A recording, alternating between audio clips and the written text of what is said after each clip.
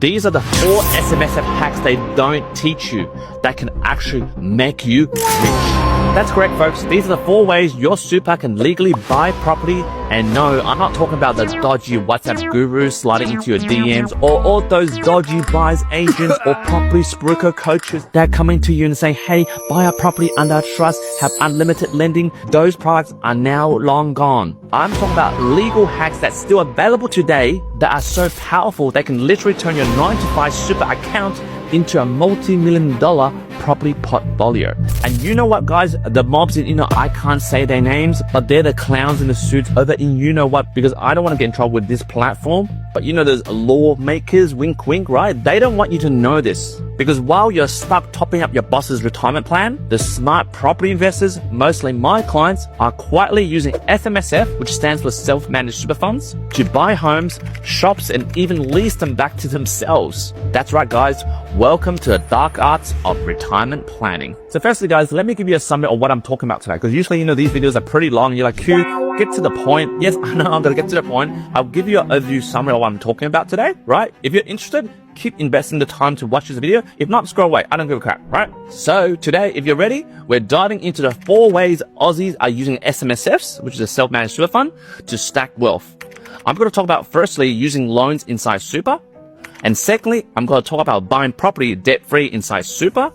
And thirdly, guys, in-specie transfers. Yes, it sounds like some alien versus predator crap, right? But it's not. In-specie transfers, it's about moving a property in self-managed super fund into your personal name. And fourthly, the wildest hack ever, I do this myself if you're a small business owner. This is about leasing your business property back to yourself and also known as an associated party lease. And those are the 4 things I'm going to talk about today. Just a bit of a disclaimer, guys. This video is going to go over 15 minutes. But if you're patient, if you have the time to learn this knowledge, man, you're going to be super powerful. And let me tell you guys, I'm a different beast on this platform. They won't be like, oh, after this summary, no, I can't give you more info because you need to click on this link to input your email and then your mobile number. So then I can spam you and cold call you. No.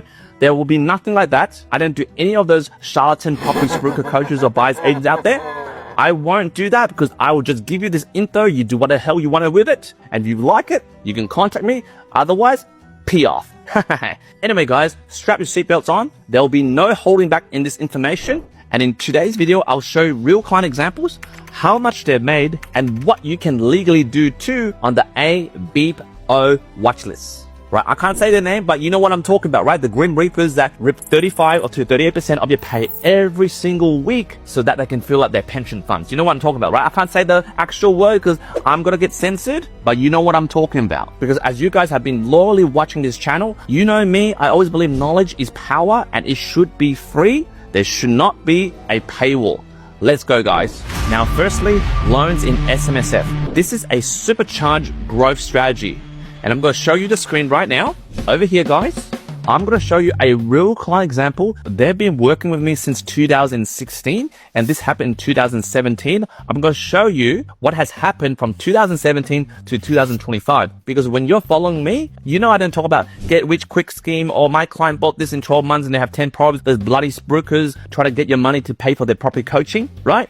I'm talking about long-term strategy with practical, realistic results, okay? Anyway, guys, here's the hack. Yes, you can actually borrow in super, and it can be up to 70 to 80% with a limited recourse loan, which is a self-managed super fund loan. Now, moving back into this example, there's a client of mine, a property investor that, contacted me many years ago. He has a Maruka property in Queensland, bought in 2017 for $535,000 with a loan of $374,000, as you can see over here. Okay. And you might be running right now, what is it worth today? Well, if you're looking on the screen, it's now worth $750,000. And from 2017 to 2025, you can, if you do your math, 17, 18, 19, 20, 21, 22, 23, 24, 25, in the span of 8 to 9 years, there was a $215,000 uplift inside the SMSF. And according to Cotality, which is also known as CoreLogic before, they've said, quote, Brisbane dwelling values are up by 78% since the trough, end quote. However, a lot of you have heard other critics that say, quote, leveraging in super is too risky for mum and dad funds, end quote. But guys, before I get into the nitty gritty of that case study, I want to tell you, I don't do strategies that teach you how to get rich quick, right? This strategy, as you can see from 8 to 9 years of planning, it does involve some form of risk, which again is in proportion to rewards. So unlike those brokers out there, I'm not selling you a fairy tale. There's risk, there's reward, but most importantly, there is real examples. Let's go into this. In 2017, right, LRBA, which stands for limited recourse borrowing arrangement, this property was purchased. Let me tell you about the setup. In 2017, we have one of our clients who worked with our trusted buyer's agents. Yes, correct, guys. They use a buyer's agent. Don't get me wrong, guys. I don't hate all buyer's agents, right? Very experienced buyer's agents out there that don't just broker property, that use trust as their one-trick pony just to get clients to use their services to buy more property.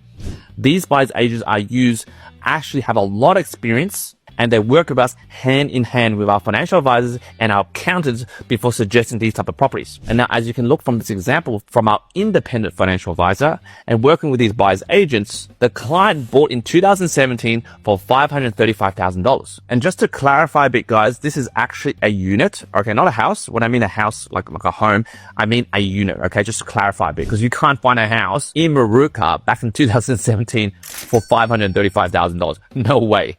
All right. So anyway, the SMS borrowed $374,500. Okay. Because it was a unit, we could only borrow up to 70% LVR. And the client had to chip in $160,500 equity from their super account. Plus on top of that, a bit of cost, as you can see over here. So just to go in detail, guys, it was $535,000, $374,000 for a loan. The rate back then was 6.34%. All right. The loan was, repayment per year was this much. Rental income was this much. Property expenses were this much.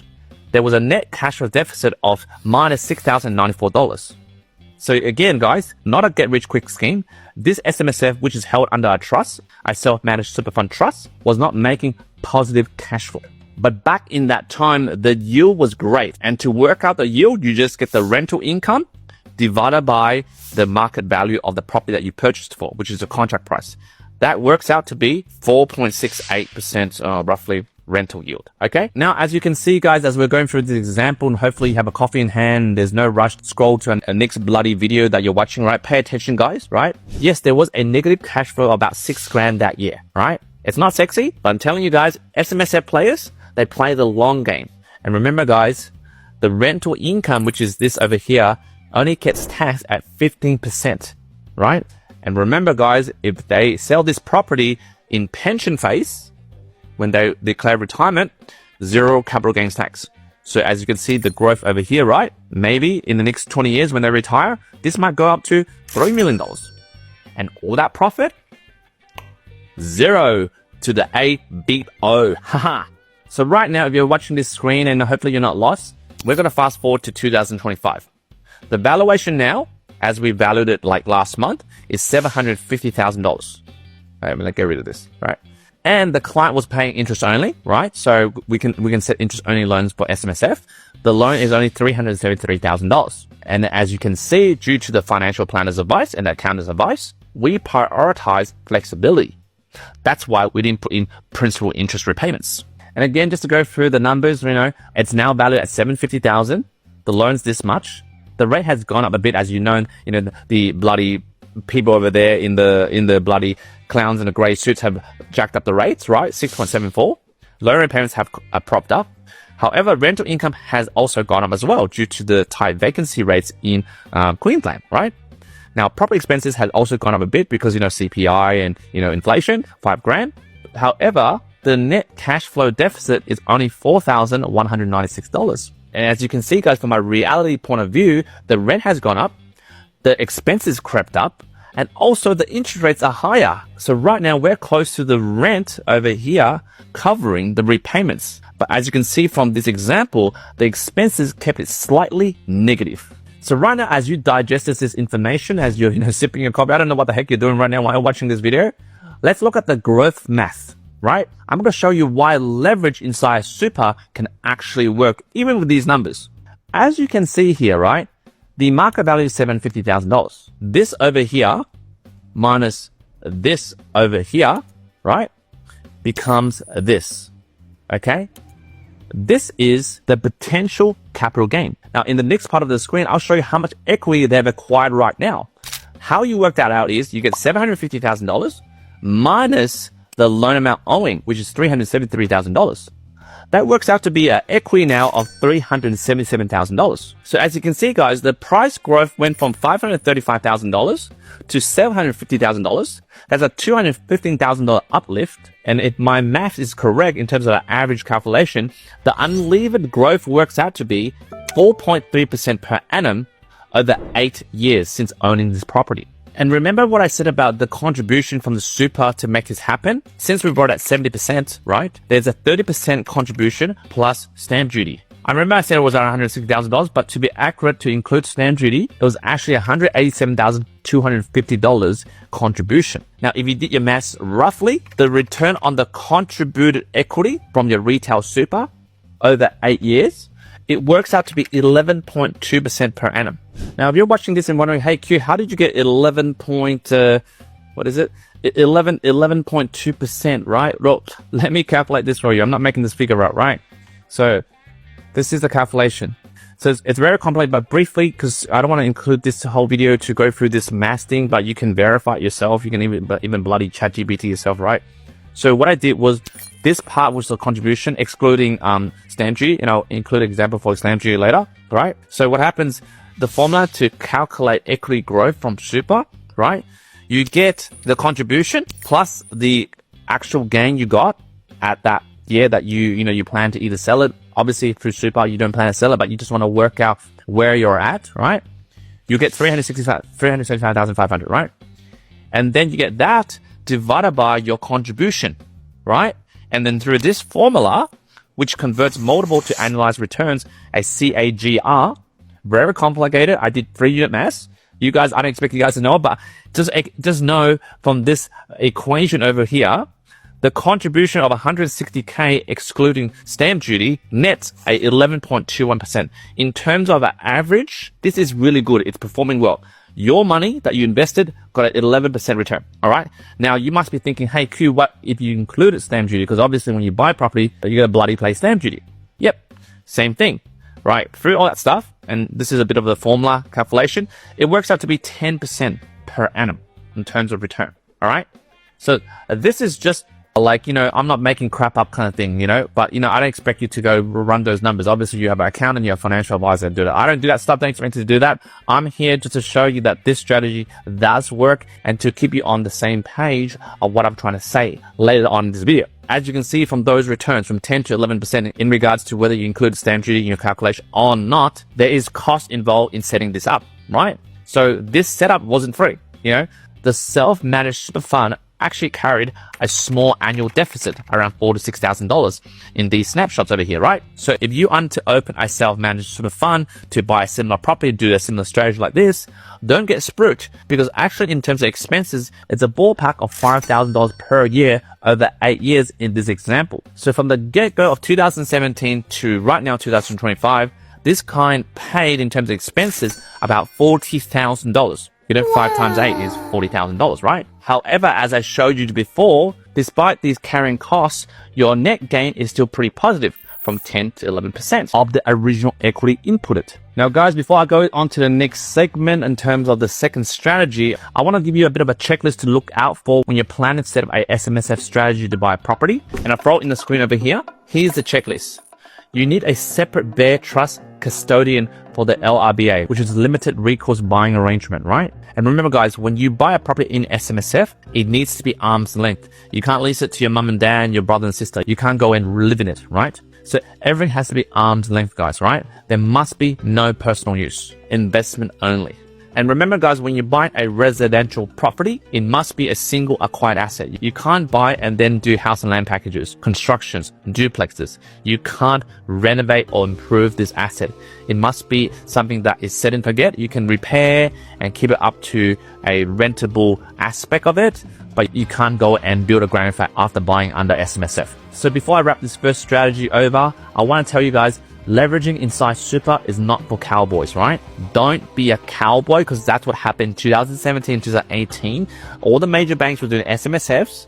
and all the bloody cowboys, like all the bloody BA and brokers and accountants or financial planners who are selling lending under trust, which got it cancelled at the moment. Those bloody cowboys are coming back. Don't be a cowboy with SMSF. It's very regulated. And I'm telling you right now, before you set one up, you need the right structure. Everything needs to be arm's length, and you need to buffer in liquidity in your super fund. For example, if you had like $200,000 in your super fund, you can't just use $200,000 into a deposit to buy a property.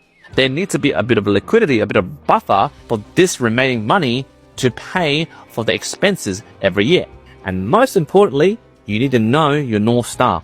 When is your pension phase? How do you calculate your capital gain growth? And is your accountant and financial advisor who's doing this for you keeping records for you? If not, you're going blind in this type of strategy. So guys, before I go on to the next strategy, my take on this is SMSF is very complex. If done wrong, you're going to blow up your retirement, man. But if done right, your compounding growth in a TAX environment, which is capped at 15%. Whilst if you did the same strategy, buy in your personal name or buy under a trust, which, for example, is going to be a fairy tale very soon, it's going to be gone. But anyway, if you're buying outside super, that same capital growth would be chewed alive by the AXO. You know what I'm talking about, the bloody clowns in the suits. But right now, you guys must be crossing your arm going, I don't like debt. And I know that not every client likes to take on debt inside their super. So right now, let me talk about the cash buyers. And you might be thinking, Q, what's in it for you? If there's no debt, there's no commission. That's right, guys. There's nothing in it for me, but there's a lot in it for you where you can be a cash buyer and use strategy number 2. And with the help of our independent accountants and independent financial advisors, this is also one way to use super to retire rich. And yeah, it doesn't even benefit me. But hey, I believe in ending the generational poverty curse in your family, so keep on watching. In the second part of this video, we're going to talk about no loan in SMSF, the slow burn, and I'll take you through a case study, okay? So over here, we're going to look at no loan in SMSF, which I call the Philip ACT purchase case study, all right? And I know some clients prefer playing the long game, the debt-free game. But again, guys, this is for people who have a lot of money in SMSF. So you have less than $200,000 or even less than $300,000. This is not you. But if you want to be like this person, this is a good example to aim for. All right. It's a very small purchase, by the way, and it can be doable if you have about, maybe 350 to 400 in there. Okay. In this example, the property is in Philip ACT. It's a unit bought in 2018, as you can see over here, for $305,000. All right. And there was no loan. It's just cash from the SMSF fund, which got created by their financial advisor and their accountant. Okay. And as you can look at today, as we did a review also this month, we always do an annual review with our client. The property is worth $405,000. Okay. And as you can see from over here to here, there was exactly $100K tax-friendly uplift without the sleepless nights about rate rises. Now, to quickly quote an industry super fund spokesperson, quote, superannuation tax concessions cost $50 million a year, end quote. And for those of my clients who are property investors, who are supporters of using SMSF funds, they say, quote, that's not a cost. That's future retirees not clogging up the pension system, end quote. But guys, enough of me blabbering on. Let's get to the case study, all right? So here's the setup, guys. In 2018, the SMSF, the self-managed super fund, buys a unit for $305K. Now, obviously, you can't do it right now, but you can do it for similar properties, maybe around 400 or 500 these days, right? I don't know. But as you can see, there was no loan, okay? And the client is getting about $19,760 per year in terms of rental income, all right? And if you work out the rental yield for this, you simply get $19,760 divided by 305. They were getting 6.47% in terms of rental yield, okay? And all this is only taxed at 15% maximum tax rate because it's under their SMSF. And in terms of running costs, guys, again, from that previous example in over here, it doesn't carry such a big running cost, but this one was around $4,000 a year. Okay, this is from the financial planner and accountant's feedback. Okay, and the net cash flow surplus every year was $15,760. So as you can see, guys, from day one, there was income, no lender, no rate rises, and no mortgage contracts. And as we swing over to 2025, as you can see over here, right, in green, It's now worth $405K based on a recent valuation. Still no debt, right? However, the rental income has lifted to $22,808 per year. Now, the net cash flow, this minus this, is now $18,808 per year. Also taxed at 15%. But however, because this is a 7-figure strategy, the client has seen a 100K uplift. Now, again, guys, doing the same maths as before that I showed you before with all these complex calculations, this works out to be over 7 years in terms of the cash contribution. He has been netting a 4.1%, and I'll put it on screen, per annum unlevered growth over the 7 years. This is actually a solid and low stress compounding capital return inside a concessional tax strategy. And let me further throw this on screen. The client right now is in the accumulation phase, right? Which means they're accumulating property before they hit the pension phase, which way they start to sell off property, right? Or they just keep it to get a allocated pension, right? During the accumulation phase, the fund pays 15% on the net rental income. So if you do the maths properly, the take home to the fund was roughly $13,400 per year. But that was back in 2018. Yes, of course you can see this, but this is before tax. But in 2025, roughly, it's about $16,000 per year. Obviously, this is the gross, but after tax from the 15% tax and all these deductions that you can offset from the profit, they get $16,000 a year after tax. And if this keeps going on in terms of the accumulation phase down to their, for example, their pension phase, right? The tax, which is the 15% tax, drops to zero. That's right. You no longer need to pay tax when you hit the pension phase, which turns this income, which might be projected to maybe about 30K per year, right? Just from this measly 300K investment into a tax-free income stream in retirement. Now, in the next following screen, I'm going to talk about why this strategy works, right? And who it's for. So I'll throw up on the checklist. It's for people that don't want the risk on the rates increasing. They don't want to deal with a bank. They don't want to get into any debt, right? And from start one, there's an immediate positive cash flow to the fund. Obviously, you're going to pick the right property, and obviously it has to be tenanted. But in this tight vacancy environment, easy peasy. In terms of administration, there's no LRBA. There's no limited recourse buying arrangements, right? There's no SMSF buying arrangements because there's no loans. So the admin is very cheap in terms of tax administration. Very cheap for your account as well. But then again, it depends on how much your account charges per year. I don't know.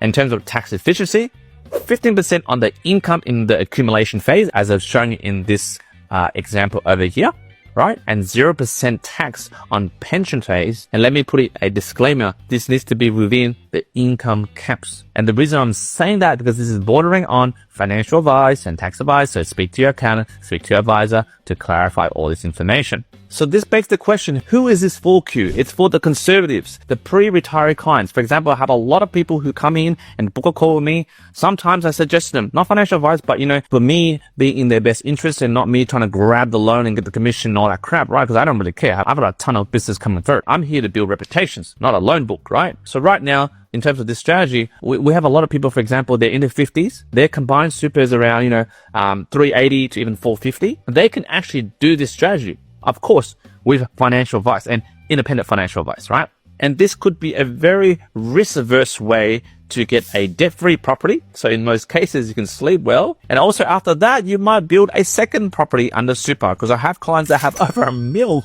in super and it's just sitting there doing nothing. And again, guys, please remember, as per this option, which is lending to a super with a loan, to buying property with no loan in terms of the second option over here, they both carry the same requirement under the SIS Act, which stands for the Superannuation Industry Supervision Act, right? It again needs to be arm's length, no family members. But the difference in terms of the property in an SMSF without a loan though, but those of you guys that want to tinker with the property and all that stuff, in the second scenario, the second strategy where you do not use a loan, which is an LRBA, limited recourse borrowing arrangement, right?